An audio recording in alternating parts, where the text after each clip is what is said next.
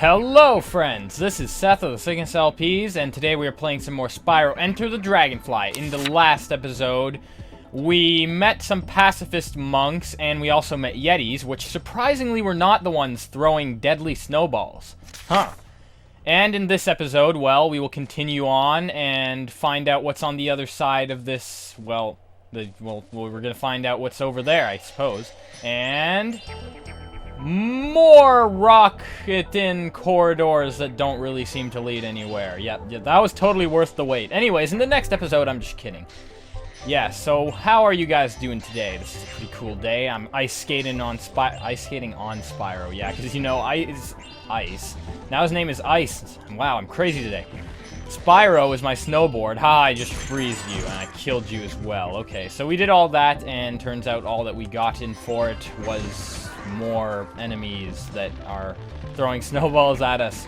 Deadly snowballs as it is, because if we take 3 to the face, then we will probably end up dying.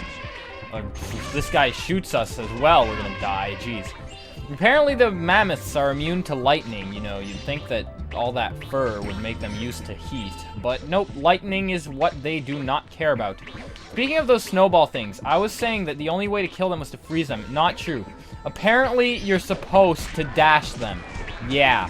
So, apparently the logical thing to do when someone has a metal shield is to dash them, to headbang your head into their shield. This makes perfect sense, you know. Oh, whatever.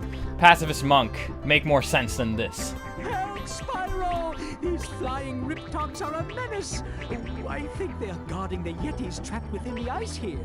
Can you use the turrets to help free them? Well, I suppose that makes more sense than not using electricity on a metal shield so that it conducts into the person and banging your head into it instead, because that's more effective. Okay, I'm gonna let it go. Yeah, that was actually pointed out to me by someone in the comments, so thank you for that. I probably would never have guessed that if it weren't for you.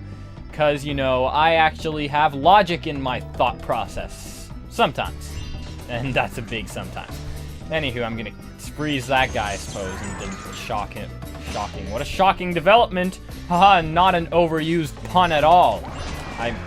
Okay, what a bubbly development. Yeah, that's slightly underused, considering it doesn't make sense, so much that's not making sense. Let's kill this guy, and, well, we got another checkpoint here. Let's get into this turret and fire away, or ice away, because, you know, we're throwing snowballs. Ice versus ice. Who will win? Ice? No! Anyways. So, after you've done that, I suppose that's a good thing to do, but another thing is you have these flying riptocs everywhere. Probably a good idea to shoot them down too, because, you know, the guy did tell us to shoot down the flying riptocs.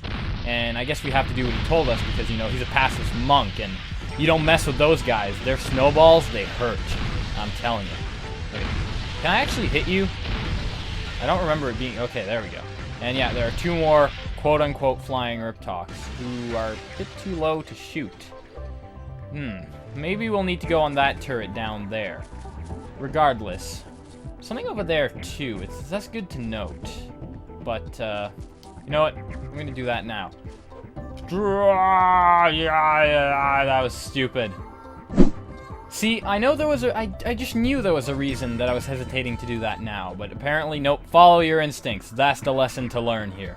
Anyways, don't follow your instincts into the pit, Spyro. That's the wrong kind of following your... Whoa, okay, that was weird. And now we can use this to kill the remaining... I almost called them gobos. I don't know where I got that, but whatever. Anyways, kill this guy, because, you know, he's a gobo. Yeah, that's what he looks like. I don't know, maybe bad memories of snowballs and gobo are coming back from me. Yeah, they come right out of my head, man. What do you have to say?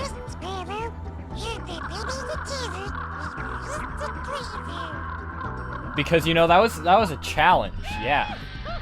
Hey, it's Gaku! Hello, Gaku of the Invisible Challenge portal. I don't know. I know the challenge was given to you by the... But, you know, why didn't you just go back to that guy and ask him for the Dragonfly? Apparently he's too lazy. He just ships it from express mail, and by express mail, I mean Spyro. Sparks mail. Why am I forgetting all the character names? Wow. First I call Spyro Ice, and now I call Sparks Spyro. what? Now I'm confused, man. This is what happens when I don't record in a week. Anywho, I'm gonna go up here and not forget any more character names, because I know for a fact that your name is Swirly Thingy. Because, you know, the Swirly Thingy is totally a character. He has a very notable character, doesn't he? Anyways, you can go down there, and I'm gonna do that, and not die. And yeah, we found a Yeti!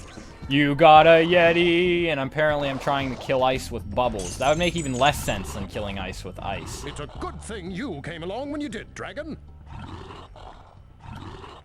That's it? That seems like a weird thing to say. Okay, well, I'll take that as a thank you, Mr. Ancestor of Crash Bandicoot Ancestor. I don't know, maybe this did take place in a timeline prior to the Crash Bandicoot series. Who knows? The world may never know, unless, you know, something happens and the world figures it out. It'd be nice if the world could figure that out for me. But anyways, we're just gonna head back down here. I believe there's no more use left to this turret, because apparently you cannot break that thing from over there. So, we're just gonna head on down there, sure what... Or not. That was a really bad idea. Bad with character names, bad with depth perception. Man, I'm bad at everything in this episode. At least I'm not too bad at playing Spyro, I hope. Anywho, well, we've got these things now. We got more mammoths. I'm gonna kill you before... Oops, I forgot how to kill the mammoths again. These mammoths are really deadly if you're as forgetful as I. Well, I'm not really forgetful, I just don't really remember that... I'm not forgetful, I just don't remember, yeah.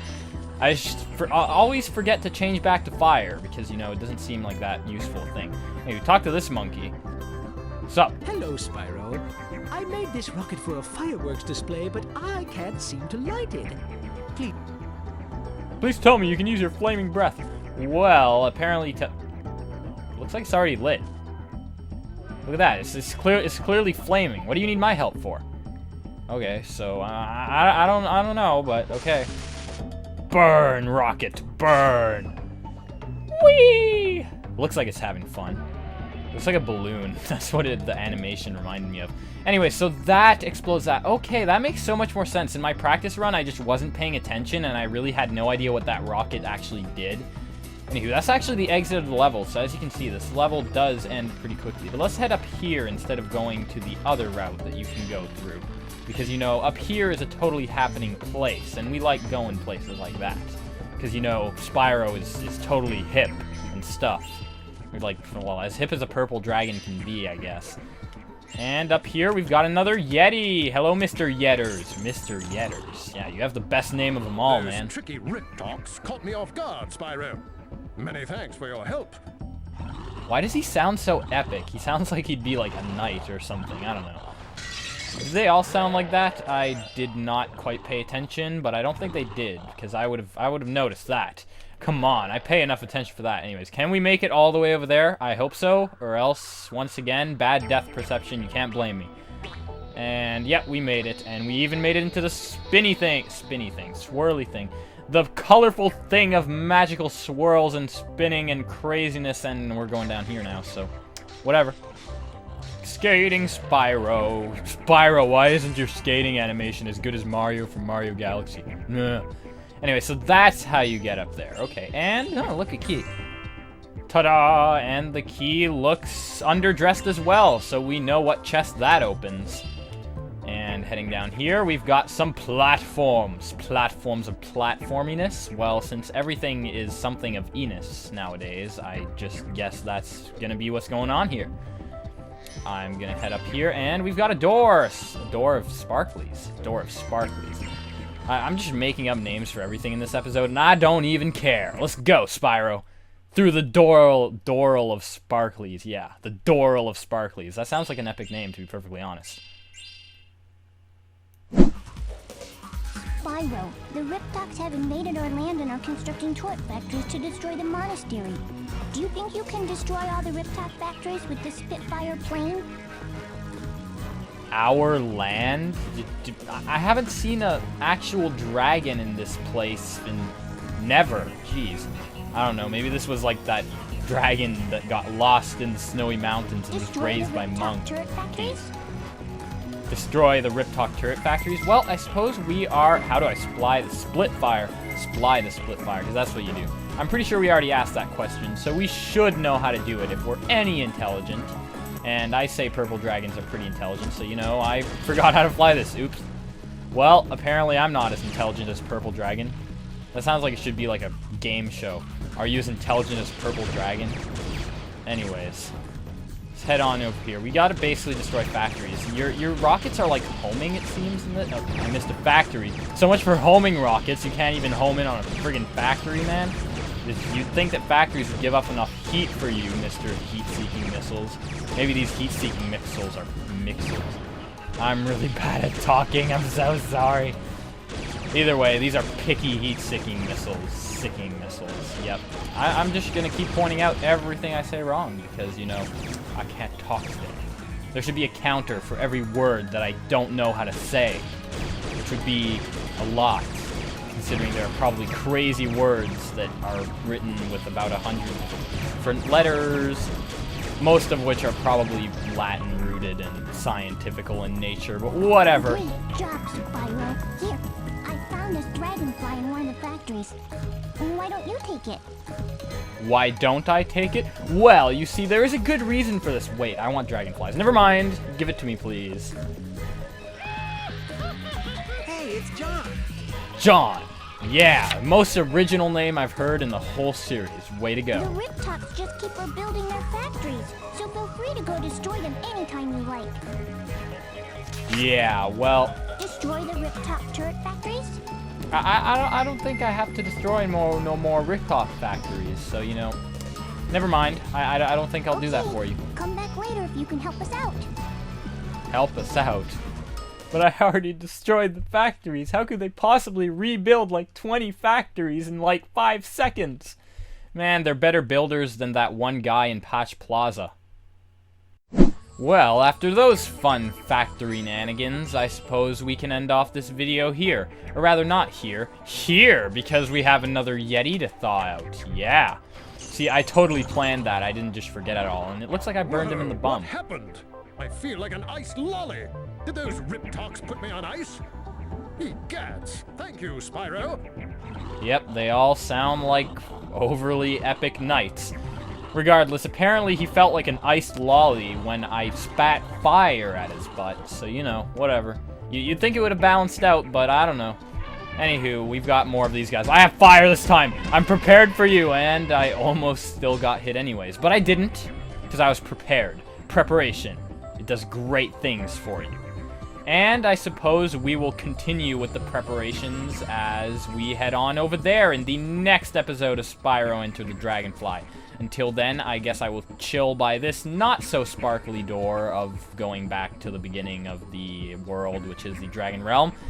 And I will see you guys next time when we do stuff that does not involve standing in front of doors that bring you back to the Dragon Realm. And Spyro just does not want to cooperate. He's fine. Look that way, Spyro.